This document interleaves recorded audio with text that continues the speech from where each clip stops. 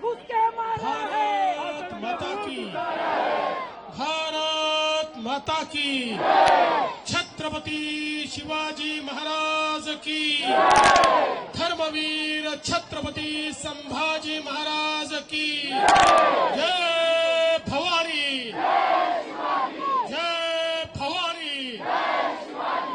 माझ्यासोबत एकदा म्हणायचं आहे, सुन ले बेटा पाकिस्तान, बाप है तेरा हिंदुस्तान। सुन ले बेटा पाकिस्तान, बाप है तेरा हिंदुस्तान। सुन ले बेटा पाकिस्तान, बाप है तेरा हिंदुस्तान। सुन ले बेटा पाकिस्तान, बाप है तेरा हिंदुस्तान। आज तिरंगा यात्रेच्या निमित्ताने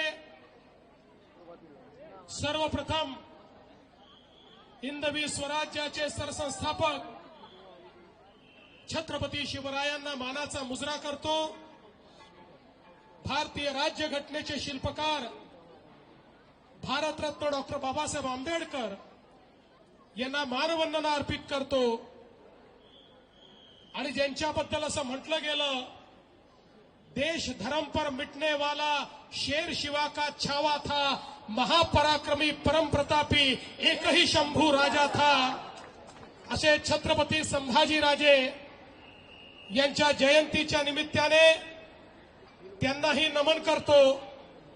आणि आज तिरंगा यात्रेच्या निमित्ताने मंचावर उपस्थित असलेले आपल्या महाराष्ट्राचे उपमुख्यमंत्री माननीय एकनाथराव शिंदेजी, सुप्रसिद्ध कवी लेखक मनोज मुंतशिर शुक्लाजी, आशिष शेलारजी, रवींद्र चव्हाणजी, पंकजाताई मुंडे, मंगल प्रभात लोढा, प्रवीण दरेकरजी, संजय उपाध्यायजी, मिहिर कोटेचाजी, सुनील राणेजी, अतुल भातकळकरजी, पराग शहाजी, अमित साटमजी, चित्राताई वाघ, विद्याताई ठाकूर, गोपाल शेट्टीजी, पवन त्रिपाठीजी, विशेष रूपाने मंचावर उपस्थित असलेले कॅप्टन शंकर कदम, सुभेदार किसन कदम, श्री विजय जगताप, पोपटराव दाते, 90 वर्षाचे तरुण ज्यांनी 3 युद्धामध्ये भाग घेतला ते सदानंदजी चिखले,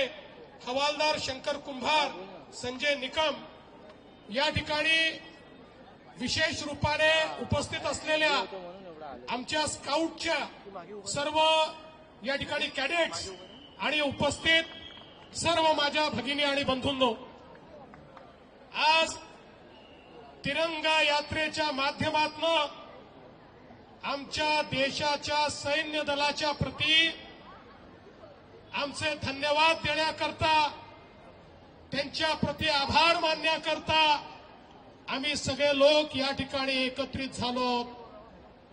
ऑपरेशन सिंदूरच्या माध्यमातून भारतीय सेनेने दाखवून दिलं, हमें कोई झुका नहीं सकता, हम न झुकेंगे, न रुकेंगे, न बिकेंगे, न थकेंगे। अशा प्रकारे भारतीय सेनेची ताकद काय आहे, ही ताकद आपल्याला ऑपरेशन सिंदूरच्या माध्यमातून पाहायला मिळाली।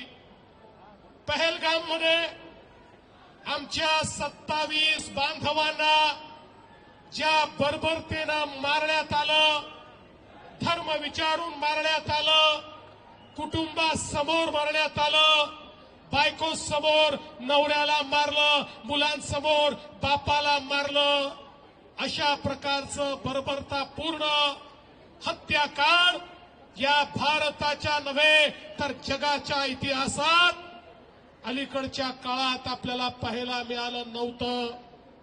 आणि म्हणूनच देशाचे प्रधानमंत्री माननीय नरेंद्र मोदीजींनी सांगितलं, जिन इरादों ने भारत में इस प्रकार का काम किया है, जिन इरादों ने दहशतवाद को भारत में इस प्रकार से हमारे लोगों को मरने पर मजबूर किया है, उन इरादों को और उन इरादों के इंफ्रास्ट्रक्चर को चकनाचूर कर दिया जाएगा।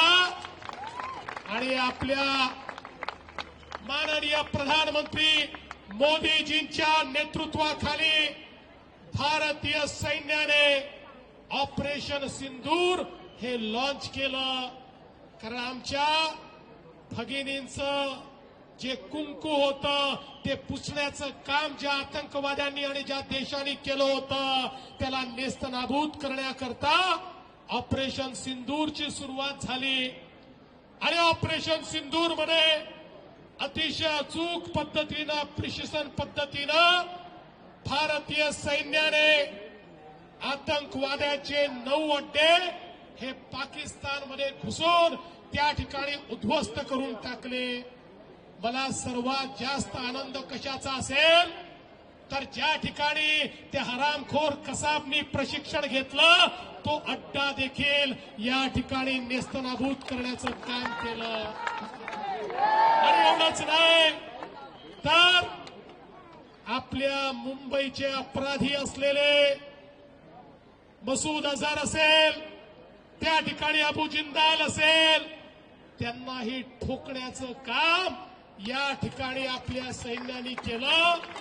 आणि हे 9 जे काही आम्ही हल्ले केले या 9 हल्ल्यांचं सगळ्यात मोठं महत्व काय आहे तर पाकिस्तानच्या आतमध्ये ज्या ठिकाणी पंजाब प्रांतामध्ये शेवटच्या टोकाला जिथे त्यांना वाटायचं इथे कधीच भारतीय सेना पोचू शकत नाही म्हणून सगळ्या आतंकवाद्यांना ज्या ठिकाणी परिवारासहित राहायला जागा दिली होती, पनाह दिली होती, त्यांचे अड्डे तयार केले होते, ज्या ठिकाणी या सगळ्या आतंकवाद्यांकरता सेफ हाऊस तयार केले होते, नेमकं तिथे जाऊन भारतीय सेनेने ठोकलं आणि ते सगळे अड्डे उद्ध्वस्त केले. आणि पाकिस्तानला हे दाखवून दिला अरे तुम कहीं पर भी छुपोगे हम घुसकर मारेंगे, हम तुमको छोडने वाले नहीं है. हे या ठिकाणी भारतीय सेनेने दाखवून दिलं. आणि त्याच्यानंतर पाकिस्तानने भारतावर हल्ला करण्याचा प्रयत्न केला. मला या गोष्टीचा अभिमान आहे एकही त्यांचा हल्ला यशस्वी होऊ शकला नाही. त्यांनी मोठ्या प्रमाणात मिसाईलचा वापर केला. त्यांचे सगळे मिसाईल हवेमध्येच भारतीय सेनेने उडवून दिले. त्यांनी ड्रोनचा वापर करायचा प्रयत्न केला. एकही त्यांचा ड्रोन हल्ला यशस्वी होऊ शकला नाही. त्यांनी F-16चा वापर करायचा प्रयत्न केला. त्यांचे F-16 पाडण्याचं काम हे आमच्या डिफेन्स सिस्टीमनी केलं. भारताने हे दाखवून दिलं आमची डिफेन्स सिस्टीम इतकी मजबूत आहे की त्याच्यामध्ये घुसण्याची ताकद पाकिस्तानची नाही. एकही हल्ला पाकिस्तान भारतावरचा यशस्वीपणे करू शकला नाही. पण ज्यावेळी त्यांनी हल्ला केला त्यावेळी त्याचा जबाब देण्याकरता भारताने जेव्हा जवाबी हल्ला त्यांच्या सैनिकी तळांवर केला, पाकिस्तान घाबरला. पाकिस्तानला भारताची कॅपेबिलिटी माहिती नव्हती. ब्रह्मोसची ताकद ही पाकिस्तानला माहिती नव्हती. ज्यावेळी त्यांचं एक एक सैनिकी तळ उद्ध्वस्त झालं त्यावेळी हाच पाकिस्तान जगाच्या पाठीशी सगळ्या देशांकडे गेला. आता युद्धबंदी करा, आता मध्यस्थी करा, आता युद्धबंदी करा, आता मध्यस्थी करा. भारताने सांगितलं पाकिस्तानला युद्धबंदी करायची असेल त्यांनी आमच्या पुढे गुडघे टेकावे. त्यांच्या सैनिकी अधिकाऱ्यांनी आम्हाला फोन करून त्या ठिकाणी विनंती करावी तर आम्ही युद्धबंदी करू. आणि पाकिस्तानच्या सेनेला आपल्याला फोन करून विनंती करावी लागली. त्यानंतर ही युद्धबंदी झाली. बंधू भगिनींनो, भारतीय सेनेची जी ताकद आहे ही ताकद पहिल्यांदाच आपल्याला पाहायला मिळाली, जगाला पाहायला मिळाली. भारतीय सेना आता अभेद्य आहे हे देखील आपल्याला पाहायला मिळालं. अशी आपली सेना आणि त्या सेनेच्या पाठीशी खंबीरपणे उभे असलेले भारताचे प्रधानमंत्री माननीय नरेंद्र मोदीजी, याच्यामुळे भारताची ताकद आपल्याला समजली.